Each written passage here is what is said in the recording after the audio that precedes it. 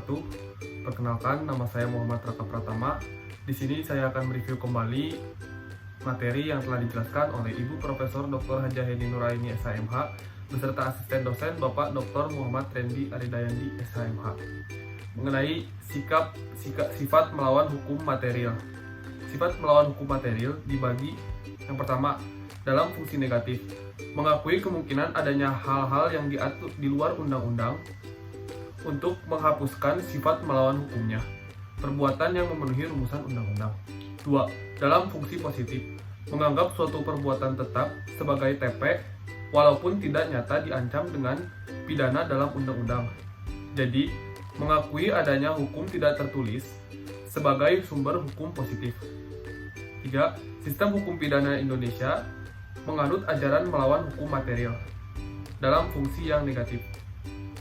Adapun sifat melawan hukum apakah harus dibuktikan? Apabila dicantumkan dalam rumusan TP secara tegas, maka unsur melawan hukum harus dibuktikan.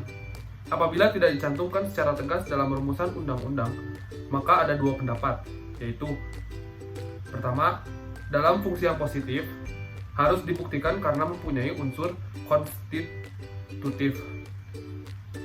Ada TP apabila ada perbuatan yang bersifat melawan hukum. B. Dalam fungsi yang negatif tidak perlu dibuktikan. Kemudian membahas bab 6 mengenai kesalahan atau pertanggungjawaban pidana. Pengertian kesalahan merupakan unsur subjektif. Kesalahan adalah keseluruhan syarat yang memberi dasar untuk adanya pencelaan pribadi terhadap perbuatan pelaku TP. Unsur-unsur kesalahan. Pertama ada kemampuan bertanggung jawab, kemudian adanya hubungan batin antara pelaku dan perbuatannya, yaitu yang berupa kesalahan atau kealpaan. Kemudian tidak adanya alasan pemaaf. B. Pengertian kesengajaan. Dalam KUHP tidak ada definisi tentang kesengajaan. Tetapi dalam MVT, kesengajaan diartikan dengan menghendaki dan mengetahui. Jadi, dikatakan sengaja apabila pelaku menghendaki apa yang dilakukan dan mengetahui perbuatan yang dilakukan.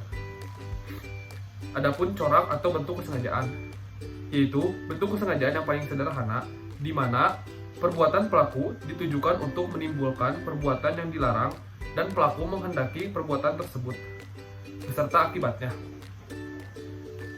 Kemudian, beliau membahas teori apa boleh buat atau inkaufnement teori. Dalam teori ini, keadaan batin si pelaku terhadap perbuatan adalah sebagai berikut. A. Akibat itu sendiri tidak dikehendaki, bahkan pelaku benci atau takut akan kemungkinan timbulnya akibat tersebut. B. Akan tetapi, meskipun demikian, namun apabila keadaan atau akibat timbul, apa boleh buat hak itu diterimanya. Ini berarti pelaku berani memikul resiko. Adapun sifat-sifat dari kesengajaan. Kesengajaan berwarna atau both offset atau dolus malus. Sengaja melakukan perbuatan berarti sengaja untuk berbuat jahat. Dengan kata lain, kesengajaan berarti kesadaran dari si pelaku terhadap perbuatan melawan hukum. Atas dasar itu, kesadaran menjadi syarat untuk dapat dipidananya pelaku. 2. Kesengajaan tidak berwarna. Untuk dapat dipidana, pelaku cukup hanya dengan menghendaki perbuatannya dan tidak diharuskan mengetahui atau menyadari bahwa perbuatannya dilarang dan diancam dengan pidana. Oleh karena itu, peraturan yang berlaku dan diundangkan. Adapun pembagian atau jenis-jenis kesengajaan. Pertama ada dolus determinatus.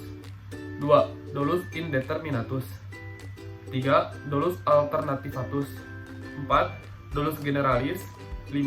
Uberse dolus generalis. 6. Dolus indirectus atau error haftung. 7. Dolus premediatus. Dan 8. Dolus repentinus atau dolus impetus. Kekeliruan atau kesatuan atau salah kira. Disebut juga tidak sengaja, dan keadaan batin seperti ini dinamakan juga kesesatan, kekeliruan atau salah kira. Kesesatan dapat dibedakan. Pertama, kesesatan peristiwa. 2. Kesesatan hukum. 3. Kesesatan atau kekeliruan orang atau error in persona. 4. Kekeliruan objek atau error in objecta. 5. Penyimpangan sasaran atau aberratio ictus. Dan yang terakhir, delik putatif. Demikian penyampaian review materi dari saya. Mohon maaf apabila ada kesalahan. Wabillahi taufiq wal hidayah. Wassalamualaikum warahmatullahi wabarakatuh.